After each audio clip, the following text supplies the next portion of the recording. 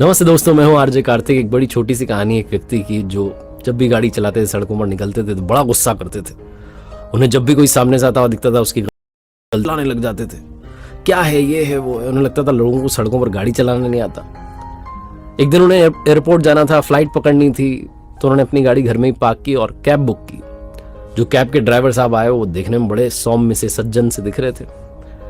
ये पीछे जाके अपनी सीट पर बैठ गए, ओटीपी बताया, कैब ने चलना शुरू किया। घर से निकले, थोड़ा सा बाहर निकले थे कि सामने से एक बाइक वाला आ गया रॉन्ग साइड। ये पीछे चिल्लाने लगे, देखो कैसे चलाते हो।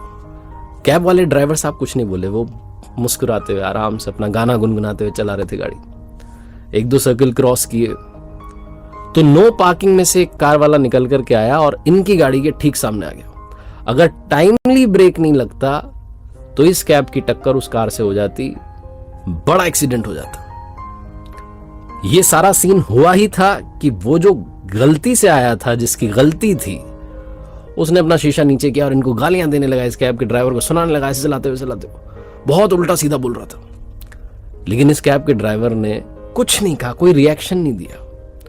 मुस्कुरा करके, हाथ हिलाते हुए, नमस्कार करके आगे अपनी गाड़ी चला दी। एयरपोर्ट की तरफ पहुंचने वाले थे। जो पीछे बैठे थे भाई साहब, जो सड़कों से बड़े गुस्से में रहते थे, सड़क पर लोगों से बड़े गुस्से में रहते थे, उन्होंने कहा कैब वाले से कि भाई साहब एक बात बताओ, पहले बाइक वाला आया, आपने कुछ नहीं कहा, कोई बात नहीं। अब की बार तो हो जाता, हम हॉस्पिटलाइज्ड हो जाते, हमें चोट आ जाती, आपने तब भी कुछ नहीं कहा। और चलो कुछ नहीं कहा, सामने वाला आपको सुना रहा है, जिसकी गलती है वो आपको उल्टा सीधा कह रहा है, गालियां दे रहा है, तब भी आप चुप हैं। मुस्कुरा करके, हाथ हिला के, नमस्कार करके आगे निकल आए।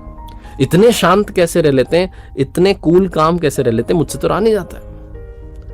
वो कैब के ड्राइवर ने जो कहा वही लाइफ का मैसेज है, वही लाइफ का संदेश है। उसने कहा कि भाई साहब, ये जो लोग होते हैं ना, जो गलती से आते हैं, गलतियां करते हैं और उल्टा हम पर गुस्सा निकालते हैं। आपने वो कचरे का ट्रक देखा है, कचरे की गाड़ी देखिए, उसमें जब कचरा और ऊपर तक भर जाता है तो कचरा क्या होता है, इधर उधर गिरता चला जाता है।